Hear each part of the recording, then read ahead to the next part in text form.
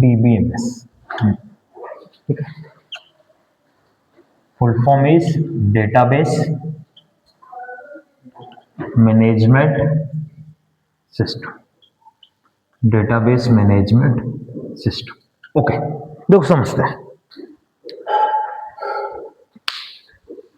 क्या हो रहा है। जब हम सपोज कोई भी प्रोग्राम है, चाहे वो C++, जावा, जब कोई भी प्रोग्राम है जिसमें हम यूजर से कुछ इनपुट ले रहे हैं, एंटर अ नंबर, और यूजर ने कोई नंबर एंटर कर दिया 10, ये जो 10 है ना, ये कौन सी मेमोरी में एक बार टेम्परेरी स्टोर हुआ?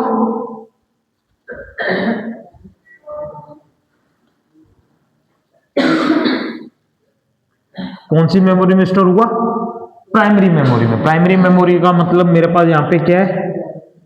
रैम, ठीक है। हमें इस नंबर पे कुछ कैलकुलेशंस करनी है, जैसे जो भी यूजर नंबर एंटर कर रहा है उसका स्क्वायर निकालना है, तो हम कैलकुलेशंस करेंगे और आउटपुट में क्या शो कर देंगे? 100। बस एक जनरल सा प्रोग्राम था कि हमें एक यूजर से नंबर लेना है, उसका स्क्वायर निकालना है और उसको प्रिंट करना है। ओके, लेकिन अगर सपोज ये ऐसा कुछ होता है, एंटर योर नेम,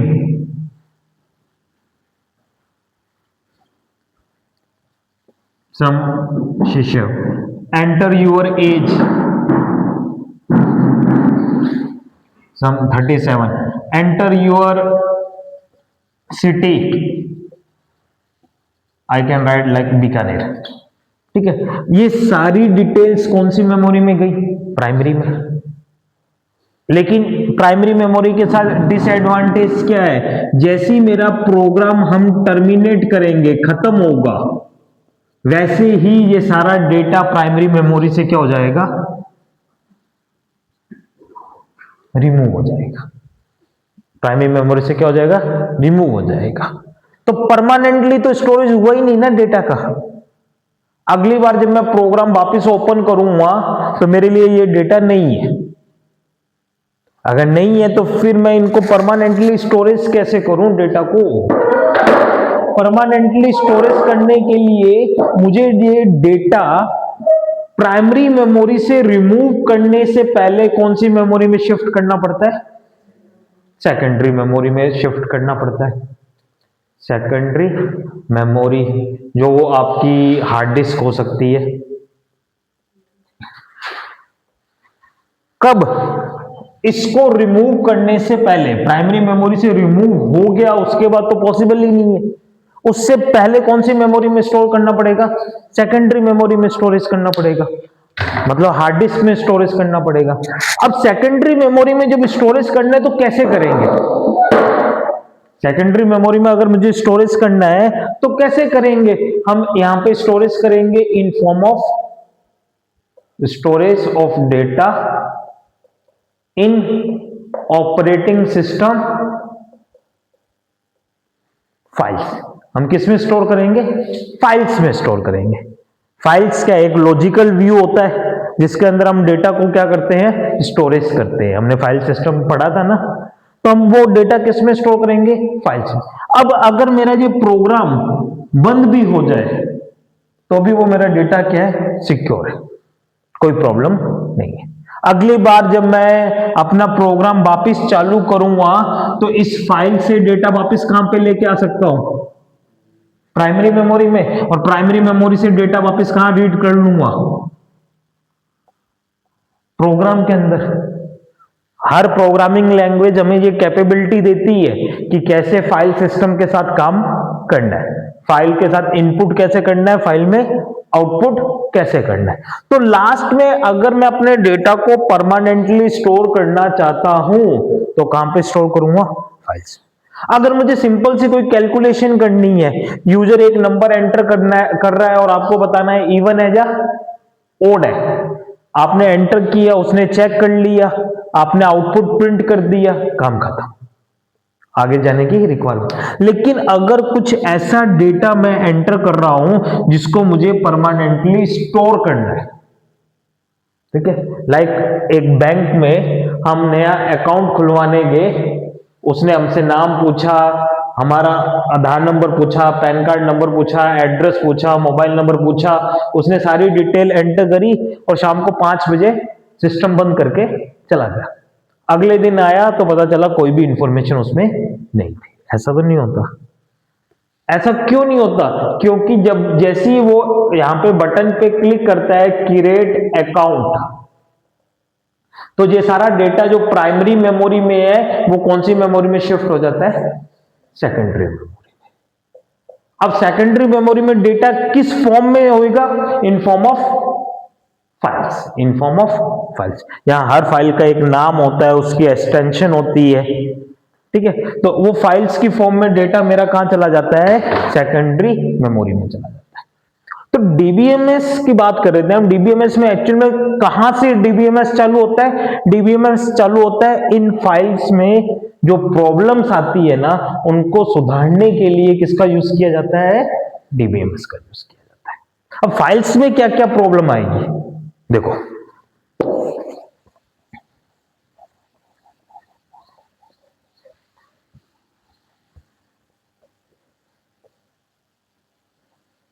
तो एक एग्जांपल कंसीडर करते हैं कि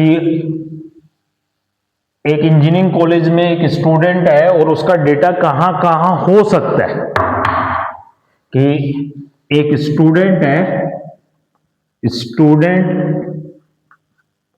ऑफ इंजीनियरिंग का एक स्टूडेंट है, उसकी जानकारी कहां कहां स्टोर होगी। वो फर्स्ट ईयर में एडमिशन ले रहा है तो उसने अपनी सारी इंफॉर्मेशन कौन से सेल में दे दी? एडमिशन सेल में दे दी, ठीक है। अब एडमिशन ले रहा है तो इंजीनियरिंग का स्टूडेंट है तो उसकी कोई ना कोई ब्रांच होगी, कंप्यूटर साइंस, इलेक्ट्रॉनिक्स, मैकेनिकल, तो उसकी इंफॉर्मेशन कहां रहेगी? उसके ब्रांच डिपार्टमेंट में भी रहेगी। बाय द चांस ये जो स्टूडेंट था ये कोई प्लेयर भी था, तो इस स्टूडेंट की इंफॉर्मेशन किसके पास पड़ी है? स्पोर्ट्स डिपार्टमेंट के पास पड़ी है, लाइब्रेरी डिपार्टमेंट के पास पड़ी है। फिर पेपर आ गए तो पेपर आ गए एग्जामिनेशन डिपार्टमेंट के पास भी इसकी सूचना पड़ी है। फिर जब प्लेसमेंट का आएगा तो टीएनपी सेल के पास भी इसकी सूचना मिलेगी, ट्रेनिंग एंड प्लेसमेंट सेल के पास। तो एक ही स्टूडेंट की सूचना काफी जगहों पे है। अगर ये सब वही अपने पुराने रजिस्टर वाला काम करके बैठे, ये सब अपना अपना क्या लेके बैठे? रजिस्टर लेके बैठे हैं जिसमें वो अपनी एंट्री कर रहे हैं, ठीक है। या फिर मैं इसको ऐसे समझा रहा हूं कि इन्होंने एक अपनी फाइल बना रखी है जिसमें सूचना को स्टोर किया हुआ है, इसने भी अपनी फाइल बना रखी है, सबने अपनी अपनी क्या बना रखी है? फाइल्स बना रखी है, जिसमें वो अपनी इंफॉर्मेशन को क्या कर रहे हैं? स्टोर कर रहे हैं, स्टूडेंट की इंफॉर्मेशन को स्टोर कर रहे हैं। तो सेम इंफॉर्मेशन कितनी जगहों पे होगी? 1 2 3 4 5 6, एक ही इंफॉर्मेशन मेरी 6 जगहों पे होगी। समझ लो, इस कॉन्सेप्ट को बोला जाता है डेटा रिडंडेंसी। डेटा रिडंडेंसी, इस कॉन्सेप्ट को क्या बोला जाता है? Obviously wastage of memory, wastage of storage. Storage का वेस्टेज है मेरा, क्यों? क्योंकि एक ही इंफॉर्मेशन को इतनी जगहों पे मैं क्या कर रहा हूं? स्टोर कर रहा हूं। अब क्या हुआ, इस स्टूडेंट का क्या हुआ? मोबाइल नंबर चेंज हो गया। अब ये स्टूडेंट बेसिकली मोस्टली किससे रिलेटेड रहता है? अपने डिपार्टमेंट से। ये अपने डिपार्टमेंट में गया और उसने अपना मोबाइल नंबर चेंज करवा दिया, तो यहां पे इसका मोबाइल नंबर क्या हो गया? चेंज हो गया। लेकिन बाकी जगहों पे तो मोबाइल नंबर पुराना है। या तो ये सबके पास जाए और मोबाइल नंबर क्या करवाए? चेंज करवाए। अब कोई कंपनी आई, टीएनपी सेल इनसे कांटेक्ट करना चाह रहा है, तो इनके पास पुराना मोबाइल नंबर था तो वो कांटेक्ट नहीं कर पा रहा। ओके, इसे बोलते हैं डेटा इनकंसिस्टेंसी।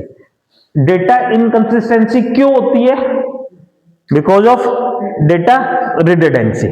एक ही डेटा को बहुत जगहों पे अगर मैं रख दूं तो ये कॉन्सेप्ट किसका कहलाता है? डेटा रिडंडेंसी का कहलाता है। और डेटा रिडंडेंसी की वजह से कौन सी प्रॉब्लम आती है? डेटा इनकंसिस्टेंसी की प्रॉब्लम आती है। प्रॉब्लम क्लियर है ना? तो file system is like this. जो मेरा ट्रेडिशनल फाइल सिस्टम था वो कुछ ऐसा था कि हम हर जानकारी को स्टोर करने के लिए क्या बना देते थे? एक फाइल।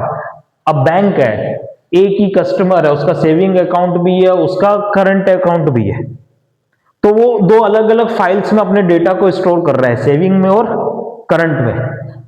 अब जा तो मैं सभी जगह पे चेंज कराऊं तो ओके है। अगर मैं एक जगह पे चेंज करवा दूं और बाकी जगहों पे चेंज नहीं करवाऊं तो मेरे पास कौन सी प्रॉब्लम आएगी?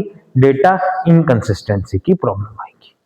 अब डीबीएमएस इस प्रॉब्लम को कैसे सॉर्ट आउट करता है? डीबीएमएस एक सेंट्रलाइज रिपोजिटरी होती है जो सारे डेटा को एक जगह पे स्टोर करता है। अब जिसको भी इंफॉर्मेशन चाहिए होगी वो इस रिपोजिटरी पे आएगा, डेटा लेगा और चला जाएगा। अब अगर चेंज भी करवाना है तो मुझे सिर्फ एक ही जगह पे चेंज करवाना पड़ेगा ना, हर जगह पे चेंज नहीं करवाना पड़ेगा। तो ट्रेडिशनल फाइल सिस्टम में एक प्रॉब्लम रहती है जिसका नाम है डेटा रिडंडेंसी, और डेटा रिडंडेंसी की वजह से एक प्रॉब्लम क्रिएट होती है जिसको बोलते हैं डेटा इनकंसिस्टेंसी। क्लियर? अब दूसरा काम समझते हैं। इन डेटा फाइल्स पे देखो हम डायरेक्टली काम नहीं कर रहे, डायरेक्टली काम नहीं कर रहे ना, हम तो यूजर हैं। अगर हम यूजर हैं तो इन डेटा फाइल्स पे डायरेक्टली काम नहीं कर रहे।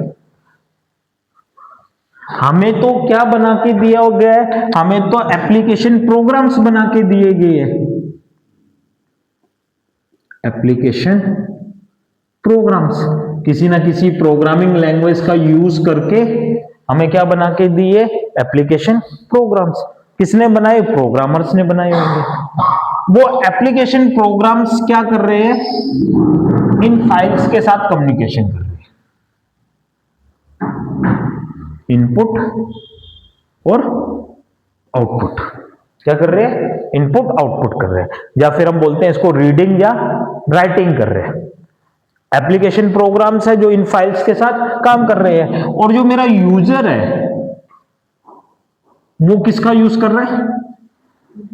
एप्लीकेशन प्रोग्राम्स का यूज कर रहा है उन फाइल से डेटा को रिट्रीव करने के लिए या उन फाइल्स में डेटा को इंसर्ट करने के लिए। यही पैटर्न होता है ना।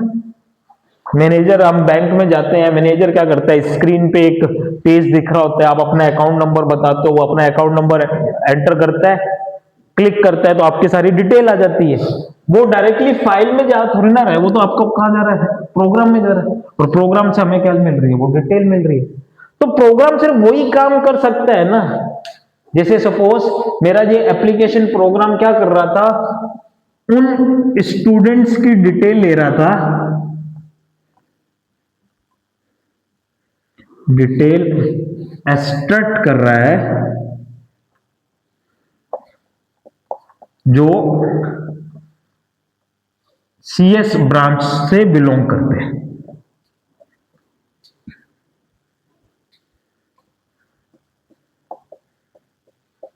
जो कौन सी ब्रांच से बिलोंग करते हैं? मतलब यहां पे यूजर कुछ ऐसा कर रहा है, एंटर ब्रांच, उसने एंटर किया सीएस, तो ये मुझे यहाँ पे एक लिस्ट दे रहा है, जो उन स्टूडेंट्स की लिस्ट दे रहा है जो कौन सी ब्रांच से बिलोंग करते हैं? सीएस ब्रांच से। अगर ईसी लिखूंगा तो वो ईसी ब्रांच से आ जाएंगे, क्योंकि एप्लीकेशन प्रोग्राम इस हिसाब से क्या किया गया है? डिजाइंड किया गया है। अब मेरी रिक्वायरमेंट चेंज होगी, मुझे कहा गया सीएस ब्रांच में उन स्टूडेंट्स को लेके आओ जिनकी परसेंटेज किससे ज्यादा है? 60 से ज्यादा है।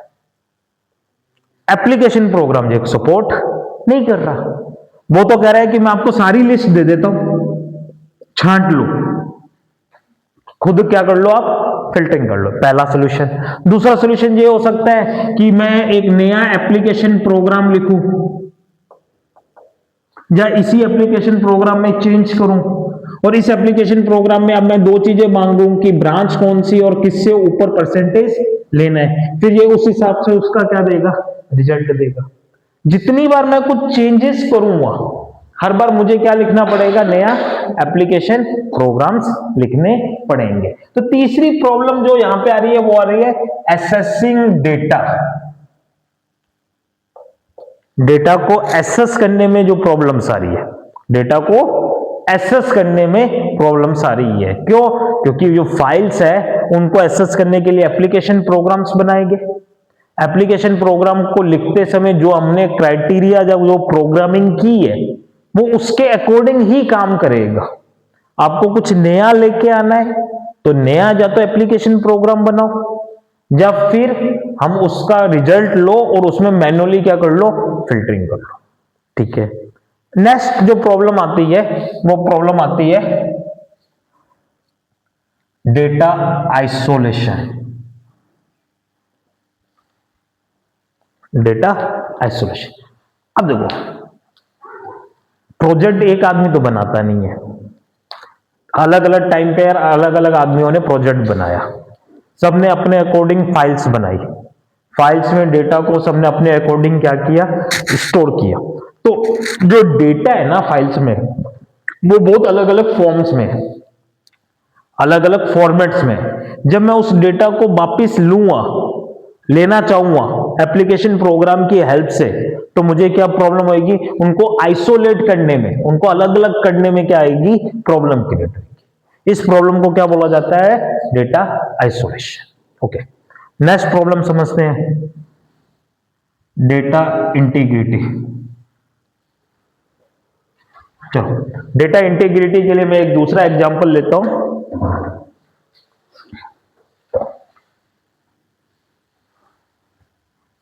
चलो देखो, हमने क्या बोल रहे हैं कि प्रॉब्लम कहां से स्टार्ट हुई है, प्रॉब्लम स्टार्ट हुई है कि जो भी हम डेटा एंटर करते हैं वो सारा डेटा प्राइमरी मेमोरी में जाता है।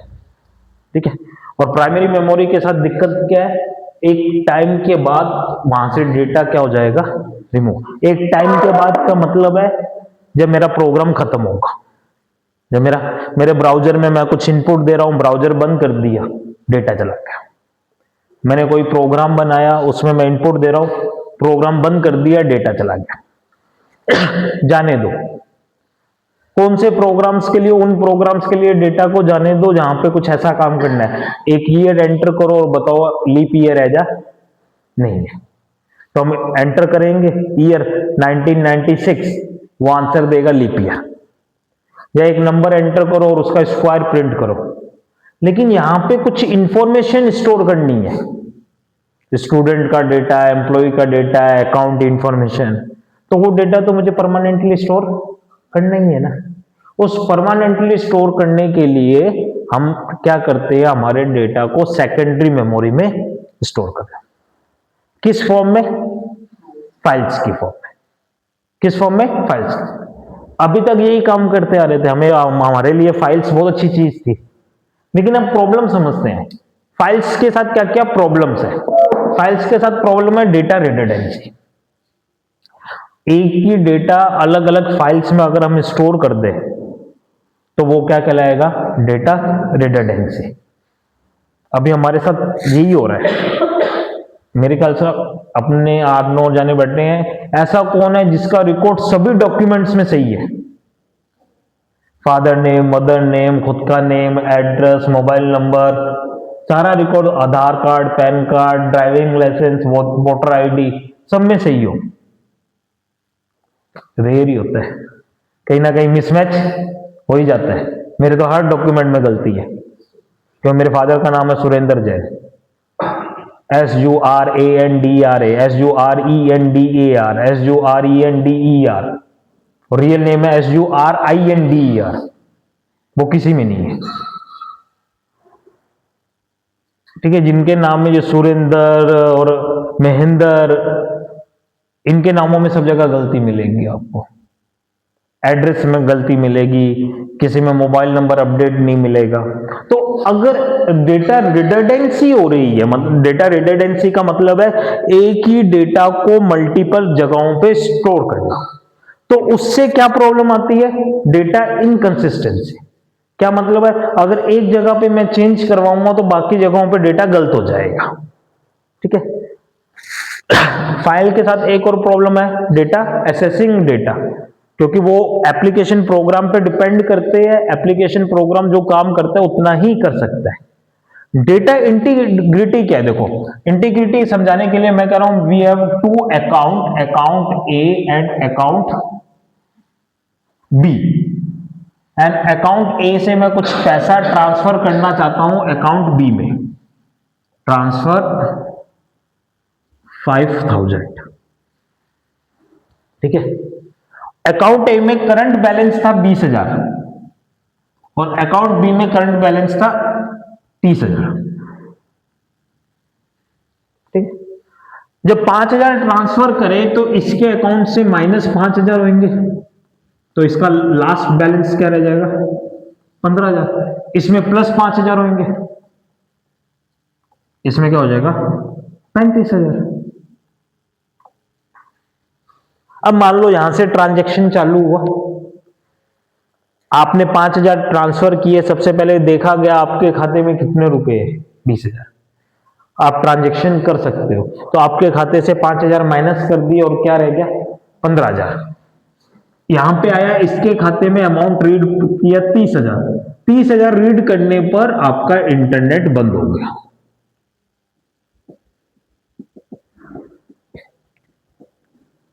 और सर्वर डाउन हो गया, कुछ भी प्रॉब्लम हुई,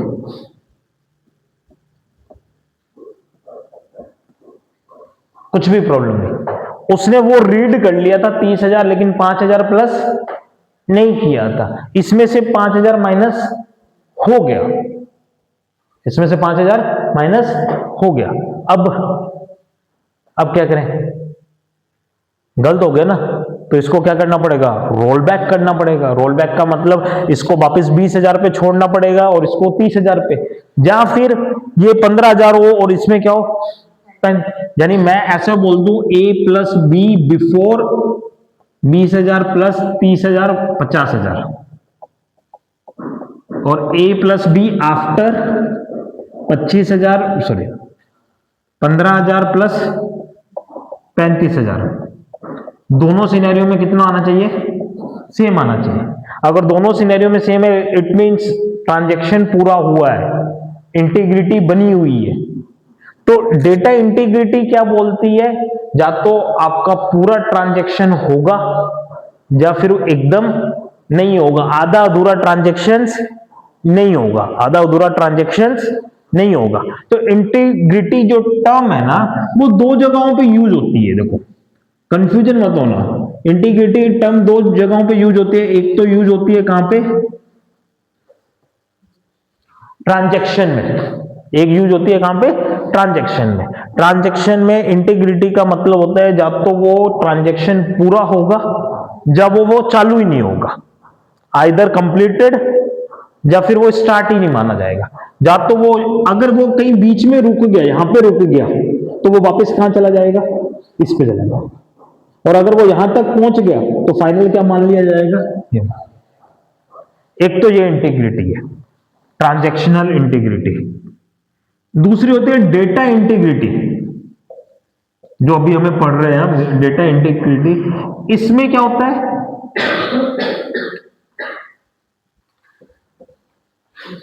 कंस्टेंट्स। कंस्टेंट्स का मतलब होती है कंडीशंस। कंस्टेंट्स का मतलब क्या होती है? कंडीशन। आपने एक फॉर्म बनाया HTML का, देखो HTML का फॉर्म बनाने के लिए कौन सा टैग यूज करें? Form tag. HTML का फॉर्म बनाने के लिए कौन सा टैग यूज करें? फॉर्म। और यहां पे हमने एक लेबल बनाया, एंटर एम्प्लॉय आईडी, लेबल बंद कर दिया। फिर हमने एक इनपुट फील्ड बनाया, इनपुट टाइप नंबर, ठीक है, समथिंग। फिर हमने एक बटन बनाया, button type submit, click, button बंद कर दिया, फॉर्म बंद कर दिया। ऐसा करने से मेरे पास एक फॉर्म बना कुछ इस तरीके का।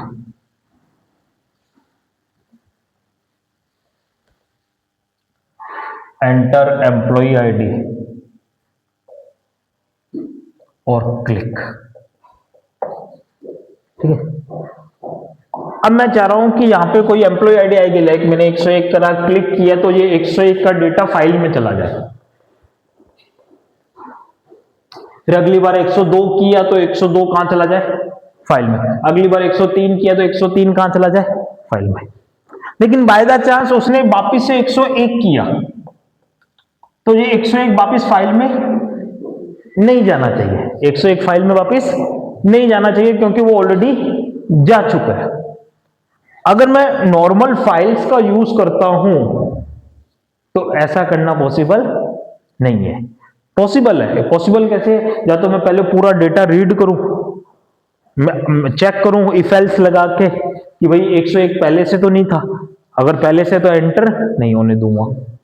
ठीक है, तो ये जो चीजें हैं इनको मैं क्या बोल रहा हूं, ये जो चीज है इसको, ये क्या है मेरे लिए? एक कंडीशन।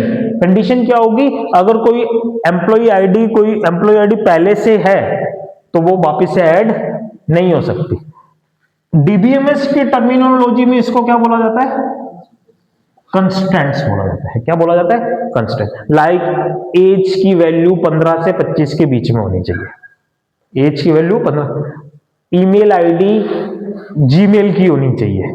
ईमेल आईडी जीमेल की होनी चाहिए। ये सब मेरे लिए क्या होते हैं? कंस्ट्रेंट्स है, कंडीशंस है, जिनको मैं फाइल सिस्टम में अप्लाई नहीं कर सकता, लेकिन डीबीएमएस सिस्टम में क्या कर सकता हूं? इजीली अप्लाई कर सकता हूं। तो अगला जो प्रॉब्लम है वो कौन सी है? डेटा इंटीग्रिटी, मतलब कंस्ट्रेंट जो हम किस में अप्लाई कर सकते हैं? इजीली डीबीएमएस सिस्टम में अप्लाई कर सकते हैं। तो डीबीएमएस सिस्टम जब हम पढ़ेंगे तो हम क्या पढ़ेंगे? प्राइमरी की क्या होती है, फॉरेन की क्या होती है, नल कंस्टेंट क्या होता है, यूनिक कंस्टेंट क्या होता है, चेक कंस्टेंट क्या होता है, वो सारे क्या है? कंस्टेंट्स। कंस्टेंट्स मतलब जब हम टेबल बनाएंगे तो उस पर कंस्टेंट्स लगा देंगे, फिर जब कोई उसमें डेटा एंटर करेगा तो वो चेक करेगा कि वो फुलफिल हो रहा है या नहीं हो रहा। अगर कंस्टेंट वॉयलेशन हो रहा है तो वो एंटर करने नहीं देगा। ओके, तो फाइल सिस्टम के साथ क्या क्या प्रॉब्लम है? Data redundancy, data inconsistency, accessing data, data isolation, data integrity. Next is data consistency. Data consistency,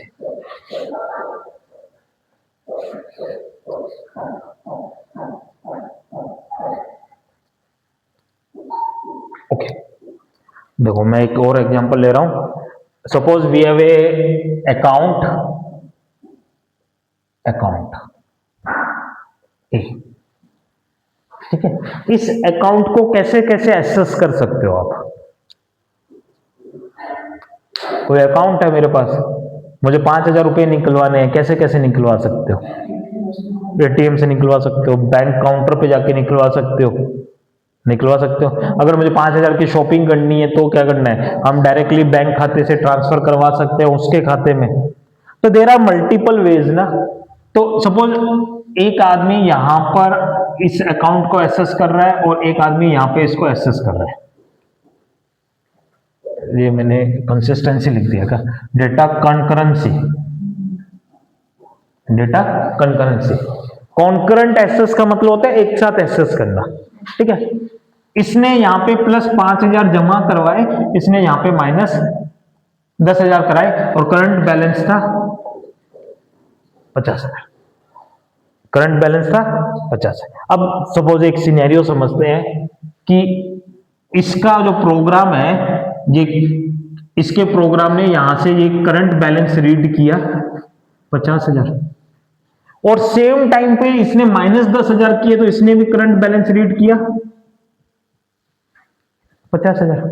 क्योंकि ये ऐड कर रहा है, जमा करवा रहा है 5,000, तो इसने प्लस क्या कर दिया और यहां पे क्या हो गया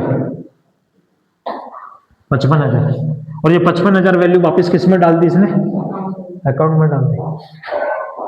इसने भी क्या रीड कर लिया था 50,000। इसने क्या करने हैं, क्या आया और ये 40,000 वैल्यू किस में डाल दी? इसमें। लास्ट बैलेंस क्या हो गया 40,000, जो रियलिटी में क्या होना चाहिए था 45,000। 5,000 का क्या हो गया, लॉस हो गया। 5,000 का क्या हो गया, लॉस हो गया। और अगर उल्टा सिस्टम हो जाता तो पैसे निकलवाने के बाद भी मेरा बैलेंस क्या हो जाता 55,000, तो 10,000 का क्या हो जाता, फायदा हो जाता। कॉन्करेंट का मतलब है एक साथ किसी चीज को अगर हम एसेस कर रहे हैं, एक साथ एसेस कर रहे हैं, तो अब जब फाइनल मेरा जो डेटा आया वो डेटा तो सही नहीं है ना, वो डेटा क्या नहीं है, ये डेटा कैसा हो गया, इनकंसिस्टेंस हो गया, गलत हो गया डेटा। डेटा गलत क्यों हुआ, क्योंकि दोनों एक ही डेटा पे एक साथ क्या कर रहे थे, काम कर रहे थे। नॉर्मल फाइल सिस्टम में मैं इसको नहीं कर सकता, यानी नॉर्मल फाइल सिस्टम में मैं ये काम रोक नहीं सकता, ये तो काम हो सकता है।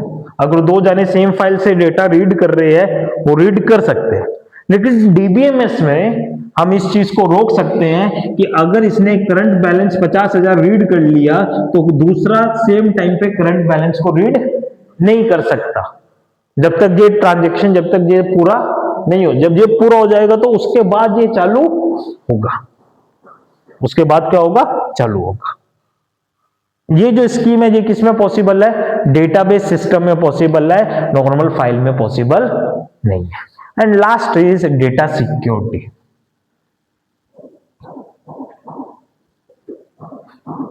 Data security, okay. अब हर डेटा सबको दिखना चाहिए ऐसा तो कोई जरूरी नहीं है ना, हर डेटा सबको दिखना चाहिए ऐसा जरूरी नहीं है ना। कस्टमर का डेटा दूसरे कस्टमर का डेटा एक कस्टमर नहीं देख सकता, या बैंक के अंदर मैनेजर जितना डेटा देख सकता है टेलर उतना डेटा नहीं देख सकता। काउंटर पे जो आदमी बैठा है, कैशियर बैठा है, वो उतना डेटा नहीं देख सकता। तो मैं अपने डेटा को क्या करना चाह रहा हूं, रोकना चाह रहा हूं कि वो कितना डेटा, मेरा यूजर कितना डेटा देख सकता है और कितना डेटा नहीं देख सकता। तो इस जो डेटा पे सिक्योरिटी है ना, वो किसके अंदर पॉसिबल है, डीबीएमएस के अंदर। डीबीएमएस में मैं बोल सकता हूं अगर ये मेरे पास टेबल है, इस टेबल में ये कॉलम्स है, तो मेरा ये यूजर कौन कौन से कॉलम को देख सकता है और कौन से कॉलम को देख नहीं सकता, या ये यूजर इस टेबल को देख सकता है या नहीं देख सकता। ये किसके अंदर पॉसिबल है, डीबीएमएस में पॉसिबल है। इसके लिए हम डीबीएमएस में दो कमांड यूज करते हैं, वन इज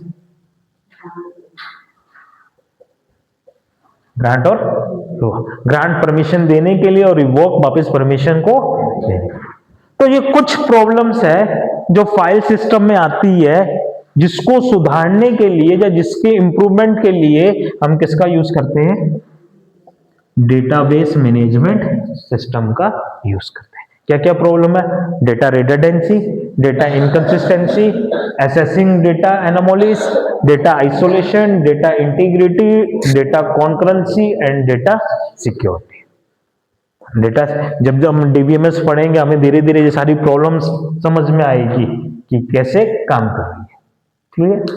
अब डीबीएमएस क्या करेगा, मेरे पास कोई तरीका नहीं है ऑपरेटिंग सिस्टम में कि मैं अपना डेटा फाइल्स के अलावा कहीं और स्टोर कर सकूं, मेरे पास कोई तरीका नहीं है। तो जब लास्ट डेटा फाइल्स में ही स्टोर होता है, कोई तरीका नहीं है, डेटा तो फाइल्स में ही जाएगा। लेकिन अभी तक फाइल्स में डेटा मैं भेज रहा था ना, अब मैं नहीं भेजूंगा। मैंने एक सॉफ्टवेयर इंस्टॉल कर लिया जिसका नाम है क्या, डीबीएमएस। क्या है ये, सॉफ्टवेयर है, कॉम्प्लेक्स सॉफ्टवेयर है, छोटा मोटा 5-10 लाइनों का सॉफ्टवेयर नहीं है, बहुत बड़ा सॉफ्टवेयर है। मुझे जो भी डेटा स्टोर करना है वो मैं किसको दूंगा, डीबीएमएस को दूंगा। डीबीएमएस खुद डिसाइड करेगा कि कौन से डेटा को कौन सी फाइल में स्टोर करना है।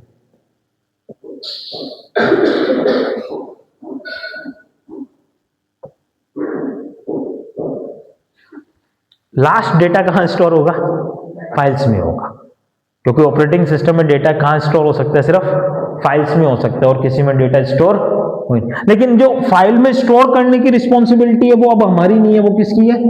डीबीएमएस की है। तो सिस्टम का यहां मतलब है complex software, complex software, database management system. Management का क्या मतलब हुआ? ऑर्गेनाइज करके रखना, ओके, ऑर्गेनाइज करके रखना।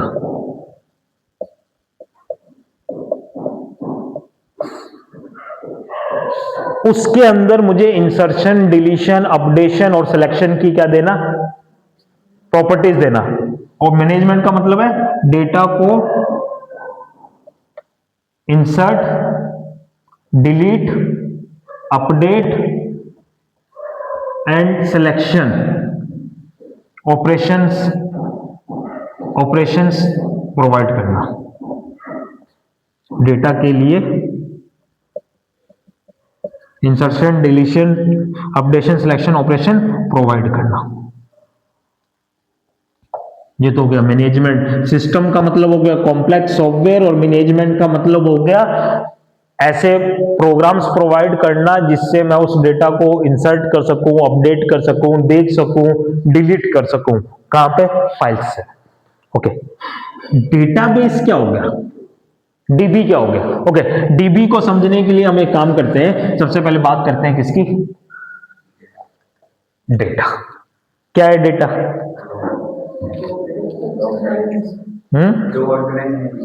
जो ओके, सिंपल वैल्यू, सिंपल को कोई भी वैल्यू, लाइक नाम है, एज है, किसी का प्राइस है, वो क्या कहलाता है? डेटा कहलाता है। जो क्या कहलाता है? डेटा कहलाता है। ठीक है, तो रो वैल्यूज हमने पहले भी पढ़ा है इसको, रो वैल्यूज। और डेटा प्रोसेसिंग क्या होती है, या इंफॉर्मेशन क्या होती है? इंफॉर्मेशन क्या होती है? Process data. Process data, data collection, data preparation, data input किया था ना, data processing, data output and data storage. ये 6 स्टेप होते हैं किसके? डेटा प्रोसेसिंग के होते थे। फाइल्स होती थी, master file, transaction file, backup file, history file, ये कुछ फाइल्स होती थी जो इसमें यूज होती थी। फिर data processing, mechanical data processing, electronic data processing. Data processing के टाइप होते थे। इलेक्ट्रॉनिक डेटा प्रोसेसिंग में आगे हमने और डिटेल्ड में पढ़ा था, बैच प्रोसेसिंग क्या होता है, टाइम शेयरिंग क्या होता है, वो हमने ऑलरेडी पढ़ लिया। Okay, information. What about record?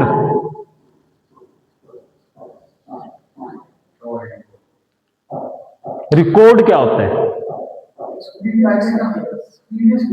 नहीं, प्रीवियस डेटा नहीं, collection of related data, collection of related data. Like मैं कह रहा हूं नेम है सचिन, गेम है क्रिकेट, तो ये दोनों डेटा आपस में क्या है? रिलेटेड है एक दूसरे से। एक दूसरे से क्या है? रिलेटेड है। ठीक है, स्टेट है मुंबई, ये मेरे लिए क्या हुआ? एक रिकॉर्ड हुआ। डेटाबेस क्या हुआ?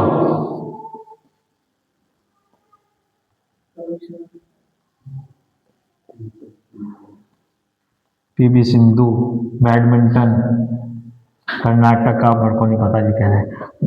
एक जैसे रिकॉर्ड्स का कलेक्शन, वो क्या हो गया मेरा? डेटाबेस। तो collection of related data, collection of related data is called records, और collection of records is called as database. तो collection of records a complex software which provides operations like insertion, deletion, updation and selection on collection of records is called as database management system. उसको क्या बोला जाएगा? Database management system.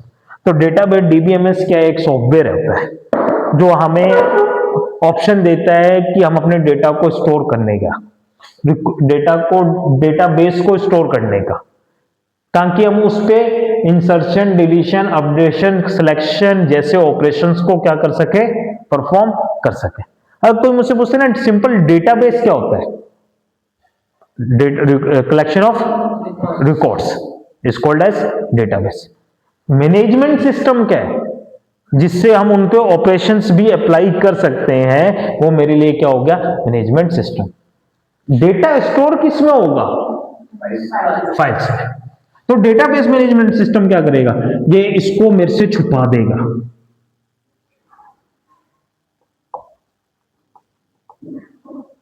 क्या कर लेगा, abstraction कर लेगा। एब्स्ट्रैक्शन करने का मतलब है छुपा देगा कि एक्चुअल में कौन सी फाइल्स में कैसे डेटा स्टोर हो रहा है, वो अब मेरा कंसर्न नहीं है। मैं अपना डेटा किसको दूंगा, डीबीएमएस को, और डीबीएमएस अपने आप उसको क्या करेगा, मैनेज करेगा। मैं बोलूंगा मुझे ये डेटा चाहिए, मुझे नहीं पता कौन सी फाइल्स में है, डीबीएमएस अपने आप उस डेटा को लेके आएगा और मुझे देगा। अब बात आ रही है डेटा को छुपाना है।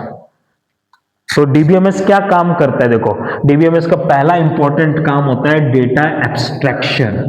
तो फर्स्ट इज डेटा एब्स्ट्रैक्शन। हमारे कंप्यूटर में नहीं होता, हम इंस्टॉल कर लेते हैं, फाइल्स में डेटा जाता है। Data abstraction, data abstraction, okay.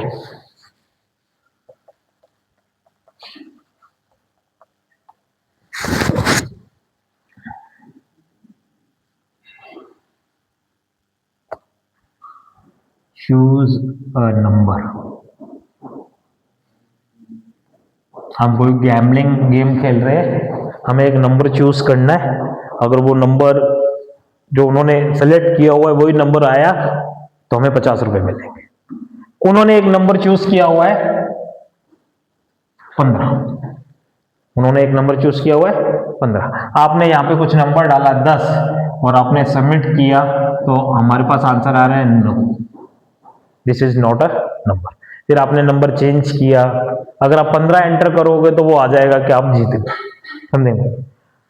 आपको यहाँ पे क्या दिखाई दे रहा है, 10 जो आपने एंटर किए, जो आपने एंटर किए।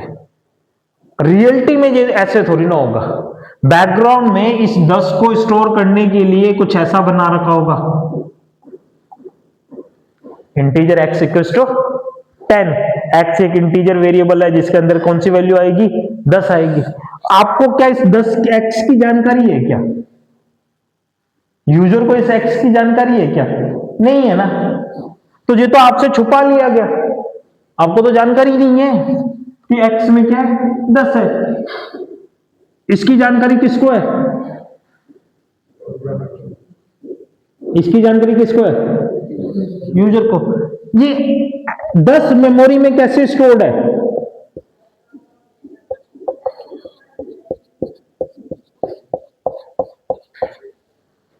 ये 10 मेमोरी में ऐसे स्टोर्ड है, 0 0 0 0 0 0 0 1 0 1। अगर 1 0 1 0 को मैं कन्वर्ट करता हूं तो 10 बनता है ना, 1 2 4 8 8 और 2 10, और मैंने इंटीजर कितने बाइट का माना, 2 बाइट का, तो 16 बिट लिख दी मैंने। प्रोग्रामर को क्या पता है क्या बाइनरी मेमोरी में इंटीजर ऐसे स्टोर हो रखा है, नहीं है ना, ये प्रोग्रामर को भी नहीं पता। ये किसको पता है, ऑपरेटिंग सिस्टम को बोल दूं, कंपाइलर को बोल दूं, चलो ऑपरेटिंग सिस्टम को। इसको इसकी जानकारी नहीं है, इसको इसकी जानकारी नहीं है, इसको इसकी जानकारी नहीं है, इसको इसकी जानकारी नहीं है। यही तो एब्स्ट्रैक्शन है, छुपा दिया, एक दूसरे से छुपा दिया, एक दूसरे को पता ही नहीं है आगे काम कैसे हो रहा है। यूजर को क्या दिख रहा है, ये this is called as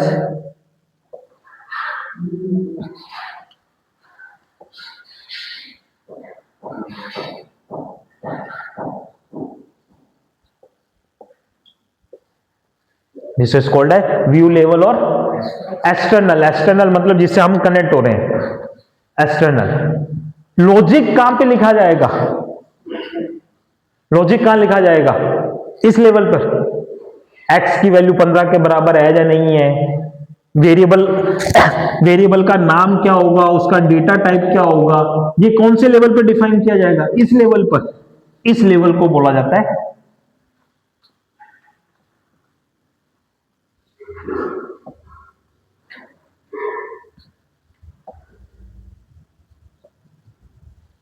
logical और कॉन्सेप्चुअल एब्स्ट्रक्शन। और एक्चुअल डेटा कहां स्टोर्ड है, इस लेवल पर। एक्चुअल डेटा तो यही है ना, मेमोरी में। ये कौन सा लेवल होगा,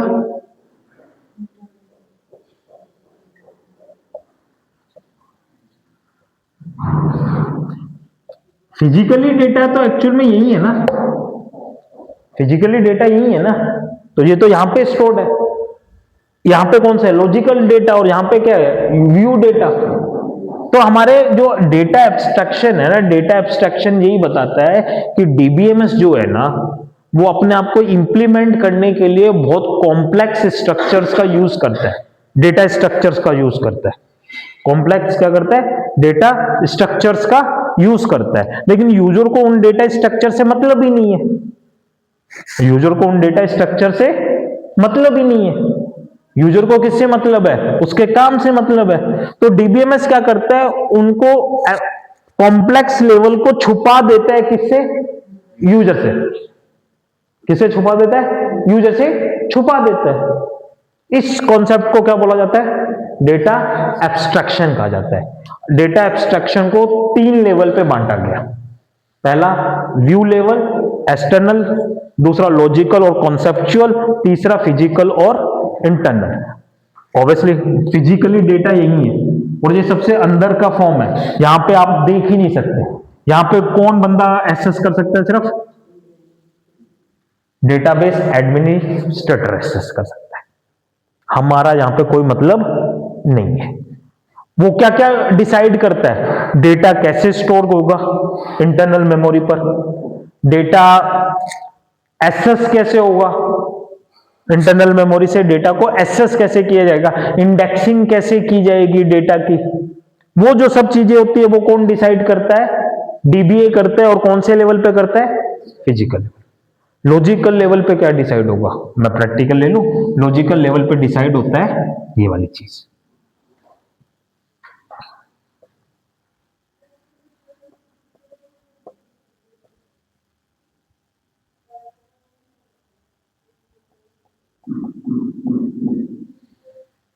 लॉजिकल लेवल पे क्या डिसाइड होगा, टेबल का नाम क्या होगा, कौन कौन से डेटा को स्टोर करना है, एम्प्लॉय आईडी को, एम्प्लॉय नेम को, और एम्प्लॉय आईडी के अंदर कैसी वैल्यू आएगी, नेम में कैसी वैल्यू आएगी, स्ट्रिंग, मोबाइल में कैसी वैल्यू आएगी, इंटीजर। एम्प्लॉय आईडी कैसा होना चाहिए, यूनिक होना चाहिए। मतलब क्या डेटा स्टोर करना है, व्हाट डेटा इज स्टोर, क्या डेटा स्टोर करना है, उनके नाम क्या है, उनके अंदर कैसे डेटा टाइप है, किस तरह की वैल्यू आएगी, उन पे क्या कंडीशंस लगानी है, अगर मेरे पास 2 टेबल है, इन दोनों के बीच में क्या रिलेशनशिप होगी, ये सब कौन से लेवल पे डिसाइड होता है। मेमोरी में एम्प्लॉय आईडी कैसे स्टोर होगा, नेम कैसे स्टोर होगा, मोबाइल नंबर कैसे स्टोर होगा, कौन सी फाइल्स में स्टोर होगा, इंडेक्सिंग कौन से फील्ड के अकॉर्डिंग बनाई जाएगी, ये कौन से लेवल पे। यूजर को इससे भी मतलब नहीं है, यूजर को कह रहा है मैं तो एम्प्लॉय आईडी एंटर करूंगा, सेलेक्ट एंटर आईडी 101 सबमिट करूंगा, तो 101 का जो भी डेटा होगा वो मुझे क्या करेगा, दिखाई देगा। वो कैसे स्टोर्ड है, उनके नाम क्या है, उनका डेटा टाइप क्या है, उनकी रिलेशनशिप क्या है, उनके अंदर क्या कंस्ट्रेंट लगे हुए, मुझे उससे भी मतलब नहीं है। तो ये मेरे पास एक टेबल है, इस एक टेबल के मल्टीपल व्यू हो सकते हैं। इसने कहा एंटर आईडी, इसने कहा एंटर मोबाइल नंबर, ये मोबाइल नंबर कर रहा है एंटर और उससे डिटेल आ रही है, ये आईडी एंटर कर रहा है और उससे डिटेल आ रही है, ये कुछ और एंटर कर रहा है, ये मेरे मैनेजर साहब थे जो एंटर कर रहे हैं नेम, और उस नाम से जिसका अकाउंट है वो सारी डिटेल आ गई। पॉसिबल है ना कि एक ही टेबल पे मल्टीपल क्या बना दिए जाए, व्यू बना दिया जाए। तो जो व्यू लेवल होते हैं ना, वो कैसे हो सकता है? मल्टीपल, मतलब एक ही लॉजिकल स्कीमा का मल्टीपल क्या हो सकते हैं? व्यू लेवल हो सकते हैं। तो physical level, logical level, view level. View level पे क्या होता है? हमें डेटा दिखाई देता है। यूजर किससे कनेक्ट करता है? व्यू लेवल से, इसलिए उसका नाम एक और दिया गया, एक्सटर्नल। प्रोग्रामर कौन से लेवल पे काम करेगा? लॉजिकल लेवल पे। वो डिसाइड करेगा कौन सा डेटा स्टोर करना है, उनका डेटा टाइप क्या होगा, उनमें अगर कोई कंडीशन है वो क्या होगी, दो टेबल्स के अंदर रिलेशनशिप क्या होगी, वो कौन से लेवल पे काम कर रहा है? लॉजिकल। तो अगर हम अपने आप को प्रोग्रामर मान लें, तो हमारा सारा कंसर्न किस पे होगा? लॉजिकल लेवल पर, क्योंकि फिजिकल लेवल का काम तो डीबीएमएस का है। कैसे डेटा स्टोर करना है, कैसे डेटा रिट्रीव करना है, इंडेक्सिंग कैसे करनी है, एसएस मेथड कैसे करने हैं, वो सारा काम तो किसका है? डीबीएमएस का है। तो जो सबसे ज्यादा हम जिस लेवल पे काम करते हैं वो कौन सा लेवल होता है? लॉजिकल लेवल होता है। क्लियर है? अब इसी डायग्राम में मैं एक और चीज समझा देता हूं।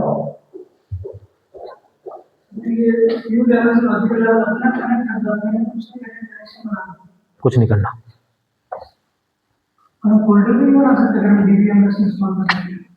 आपको कुछ नहीं करना, आप तो डीबीएमएस के साथ काम कर रहे हो। अब नीचे से ऊपर की तरफ चलते हैं और एक टर्म पढ़ते हैं, फिजिकल डेटा इंडिपेंडेंस।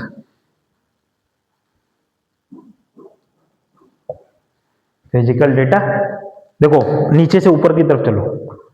मैंने इस लेवल में कुछ चेंज किया, इस लेवल में कुछ चेंज किया, इस लेवल को कोई फर्क नहीं पड़ा, इस लेवल को कोई फर्क नहीं पड़ा कि आप इस लेवल में कुछ भी चेंज कर दो और इसमें कुछ भी चेंज करने की रिक्वायरमेंट नहीं पड़ी। अगर ऐसा होता है तो इसको क्या बोलते हैं? Physical data dependence.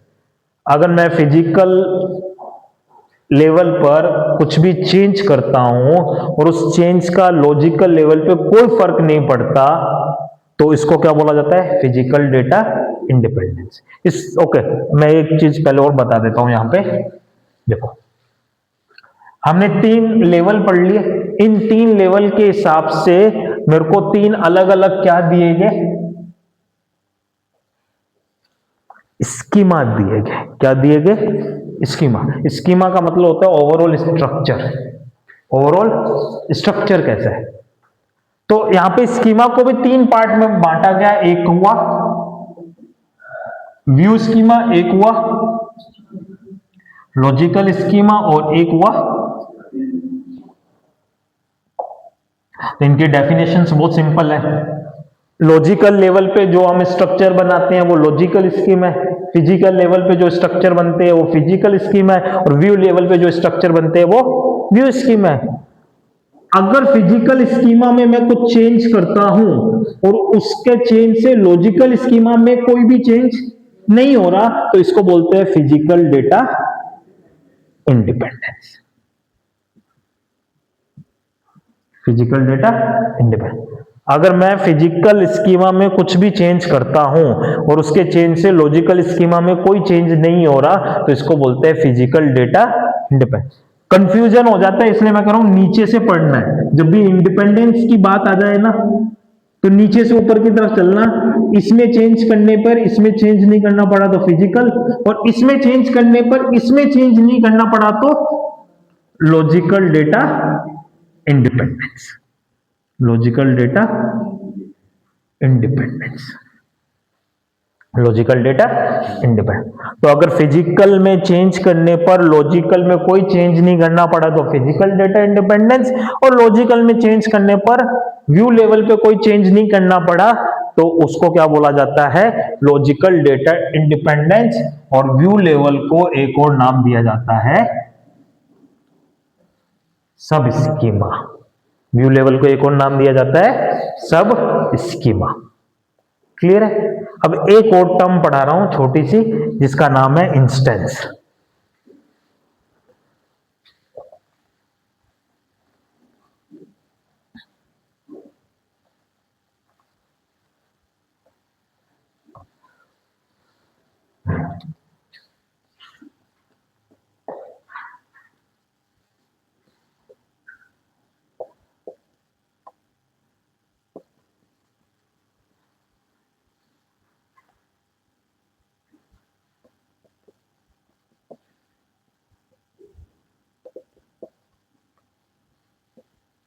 ओके, मेरे पास ये डेटा था, टाइम क्या हुआ अभी 6:03 पे मेरे पास ये डेटा था, ठीक है। कुछ देर बाद 6:04 पर मेरे पास डेटा ये हो गया,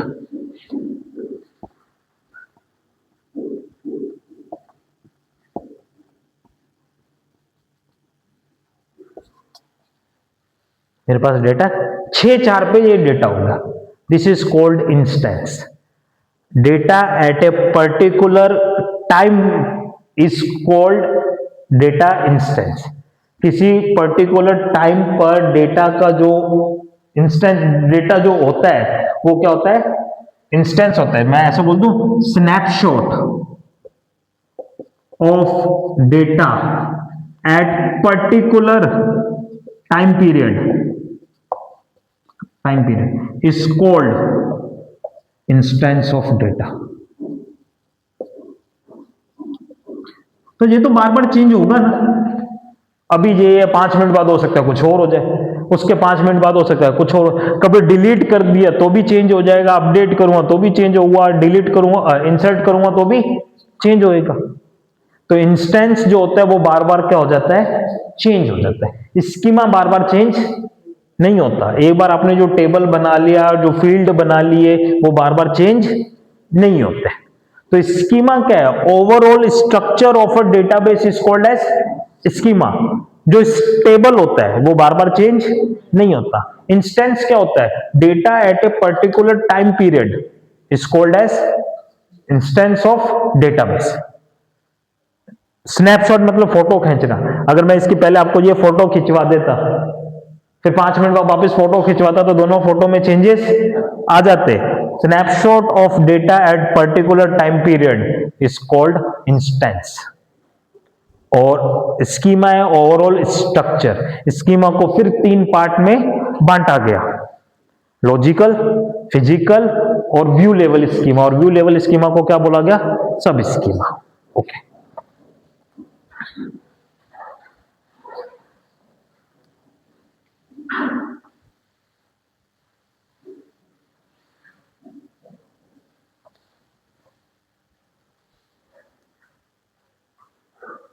चलो एक जल्दी से छोटा सा रिवाइज करते हैं। तो डीबीएमएस में हमने सबसे पहले बात करी थी file system, problems with file system. क्या क्या प्रॉब्लम थी, डेटा रिडंडेंसी, ये सबसे बड़ी प्रॉब्लम है, इससे बड़ी प्रॉब्लम ही कोई नहीं है।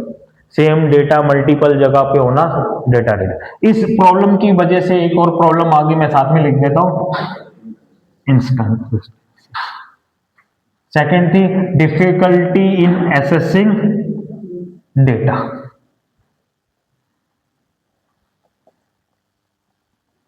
थर्ड प्रॉब्लम थी डेटा आइसोलेशन। फिर प्रॉब्लम थी डेटा इंटीग्रिटी। फिर प्रॉब्लम थी डेटा कंकरेंसी। फिर थी डेटा, वो हो गया सिक्योरिटी। ये कुछ इश्यूज थे जो ट्रेडिशनल फाइल सिस्टम में थे, जिसको डीबीएमएस ने सही किया। फिर हमने अगली चीज समझी थी डीबीएमएस, जिसको हमने 3 पार्ट में बांट लिया। डीबी क्या होता है, एम क्या होता है और एस क्या होता है। मैनेजमेंट करने का मतलब होता है इंसर्शन, डिलीशन, अपडेशन, सिलेक्शन जैसे ऑपरेशंस। एस का मतलब होता है कॉम्प्लेक्स सॉफ्टवेयर। डीबी का मतलब होता है collection of records, related records, better. ठीक है। फिर हमने टर्म पढ़ी view of data. View of data में हमने एक पढ़ा डेटा एब्स्ट्रैक्शन।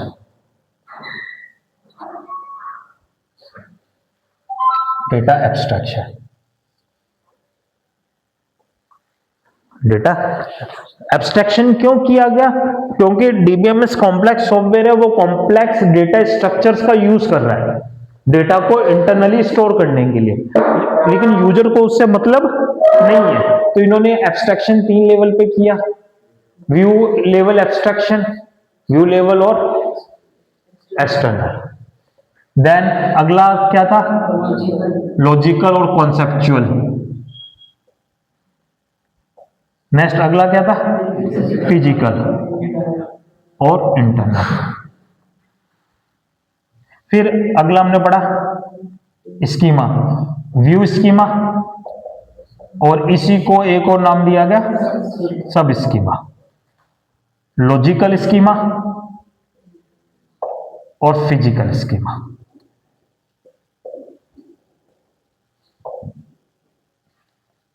फिर इन्हीं से हमने एक और टर्म निकाली, मैं इस तरफ लिखता हूं, डेटा इंडिपेंडेंस, जिसको दो में बांटा गया, फिजिकल डेटा इंडिपेंडेंस और लॉजिकल डेटा इंडिपेंडेंस। और लास्ट हमने पढ़ा इंस्टांस, इंस्टेंस, जो भी आप बोलना चाहो।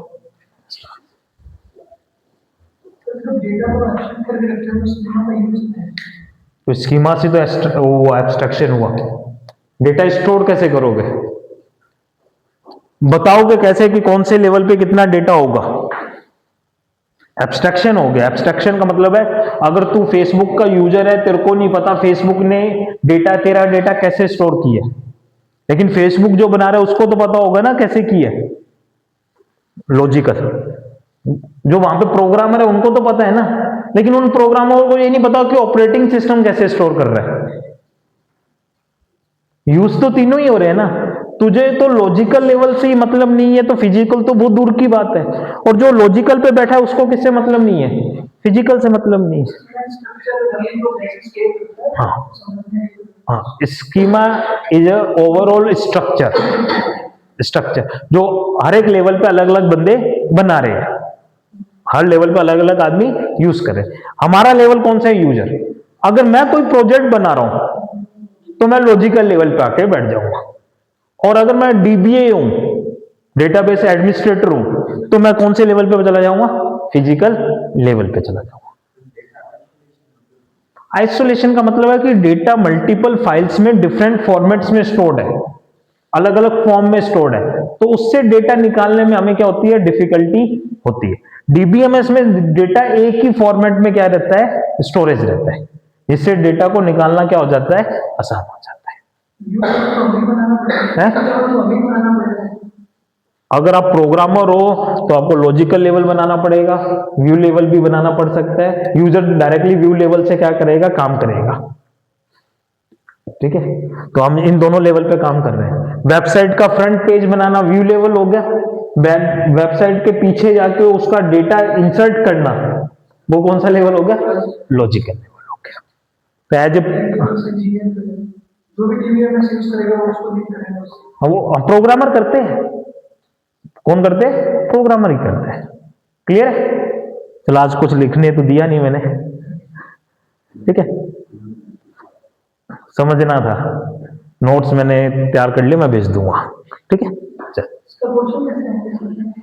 इसके तो बहुत आएंगे।